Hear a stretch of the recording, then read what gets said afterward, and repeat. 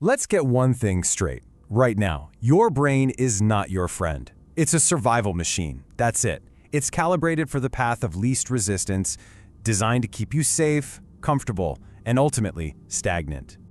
Every single instinct you have that tells you to hit snooze, to put off the hard work, that's not some moral failing. That's your primitive hardware running perfectly.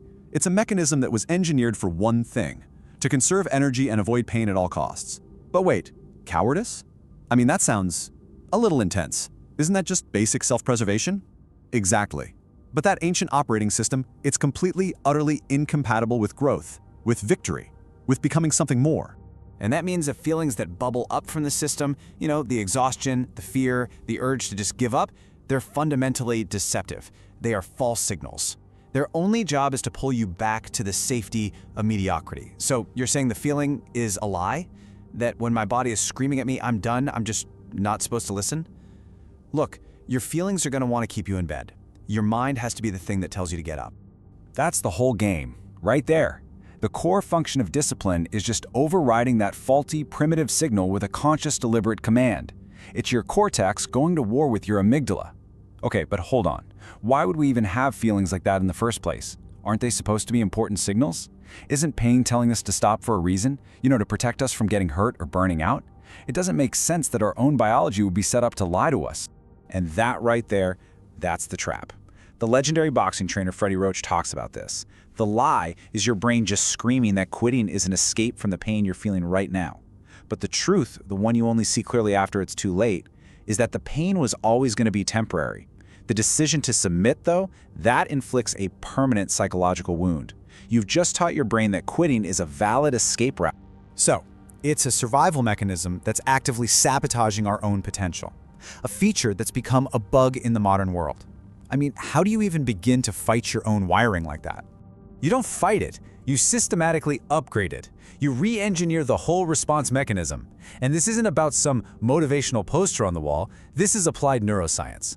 The goal here is to turn suffering into a manageable variable, not some catastrophic event that trips the primitive abort mission sequence in your head. This is the core principle: systematic desensitization. You see elite trainers like Greg Jackson doing this all the time. They forge mental toughness through what they call deliberate, brutal practice. Forcing fighters to carry each other up mountains, that's not just for cardio. It's a tool. It desensitizes the mind to discomfort, and it recalibrates what the brain even registers as a crisis. You're teaching the system that suffering is survivable, so it doesn't become this huge defining deal in the middle of a real fight. And this desensitization, it's all part of a much bigger framework, a kind of combat cognitive architecture. Elite performers have this whole toolkit to manage their internal state.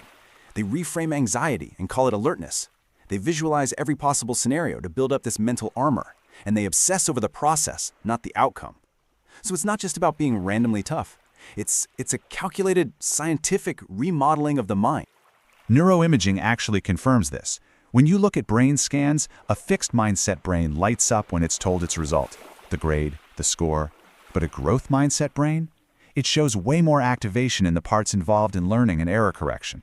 These people are biologically more interested in the process of getting better. And that focus, it literally rewires the brain.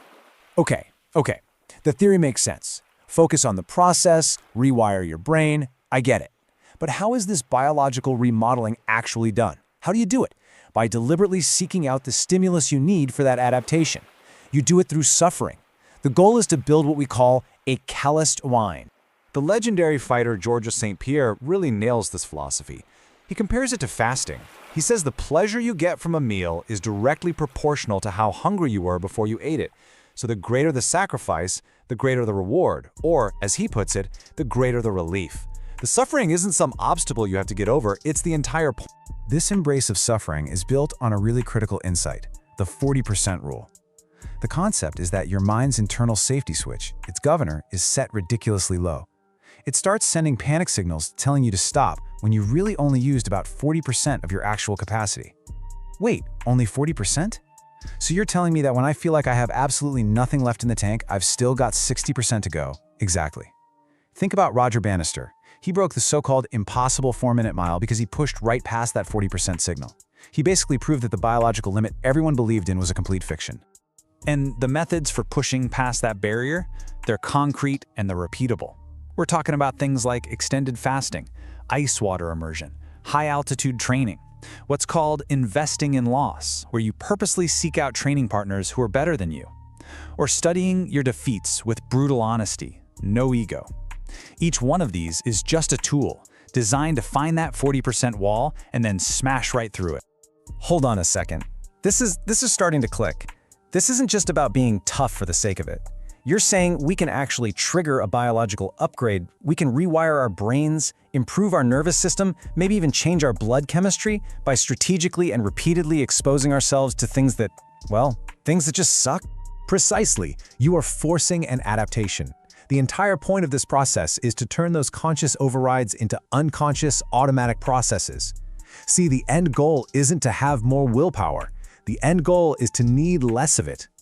And the pathway is actually pretty simple, even though it isn't easy. Step 1, introduce a challenge. Step 2, consciously override the quit signal. Step 3, the brain adapts. It rewires its neural pathways. And then Step 4, the process becomes automated. What was once an extreme, gut-wrenching effort just becomes the new normal. And that is the end state. You hear GSP talking about his fasting, and he says it's no longer hard. He doesn't even have to force himself anymore. He successfully rewired his own operating system. The suffering became normal, and in doing that, it actually stopped being suffering. So that's it then. We've been looking at this whole thing completely backwards.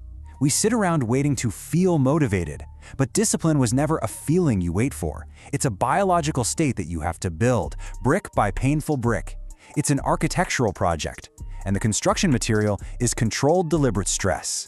So from now on, every urge you have to quit, every feeling of fear, stop interpreting it as a stop sign. It is not a warning. It is a biological request for adaptation. Your body is telling you exactly where the blueprints for the next upgrade are.